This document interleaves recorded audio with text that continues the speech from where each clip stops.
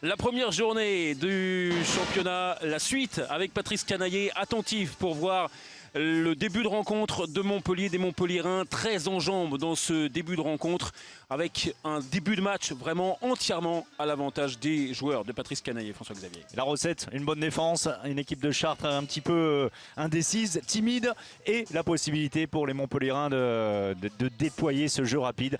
Ça a fait la différence en première période clairement, même si on a vu des fulgurances, notamment de Sergei Koudinov, mais un peu seul.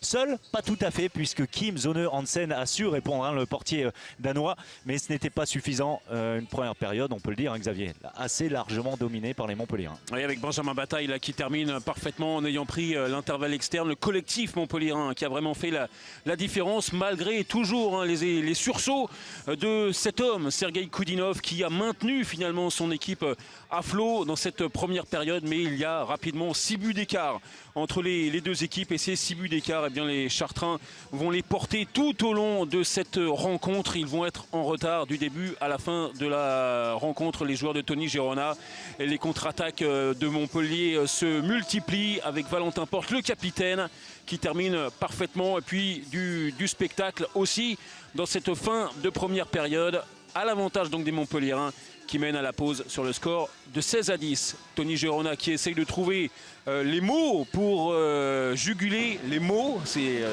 un autre orthographe, des Chartrains dans cette seconde période. Ils vont revenir petit à petit, les joueurs de Tony Girona, notamment en s'appuyant sur leur pivot.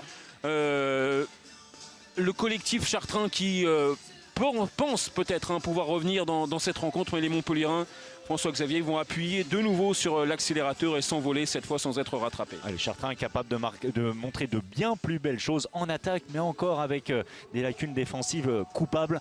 L'équipe du président Julien Deljari qui garde tout de même cet écart, même s'il s'est réduit. Et il s'est réduit jusqu'à 3 buts à un moment donné, mais Montpellier n'a jamais été véritablement en danger avec un Melvin Richardson plus buteur sur la fin de cette partie, mis en situation par Diego Simone, alors qu'il avait été plutôt discret. C'est arrivé de partout, on a vu des belles choses, on a vu un collectif déjà rodé, et puis surtout beaucoup de joueurs capables d'apporter des solutions différentes. Ça, c'est forcément intéressant pour Patrice Canaillé. L'une des recrues, Borges, mis en lumière sur cette action au poste de pivot. On l'a vu également en défense, évidemment, l'une de ses principales qualités. Et puis vous parlez de spectacle, ce but pour terminer pratiquement, Edgar Dens, auteur d'un roucoulobe inversé comme vous voulez. Satisfaction pour les Montpelliérains. Oui, parce que vraiment ils auront été ils auront maîtrisé cette rencontre de bout en bout. La satisfaction bien sûr de tout l'encadrement montpelliérain. Montpellier donc qui commence parfaitement son championnat 2020-2021 par cette belle victoire 31-25 face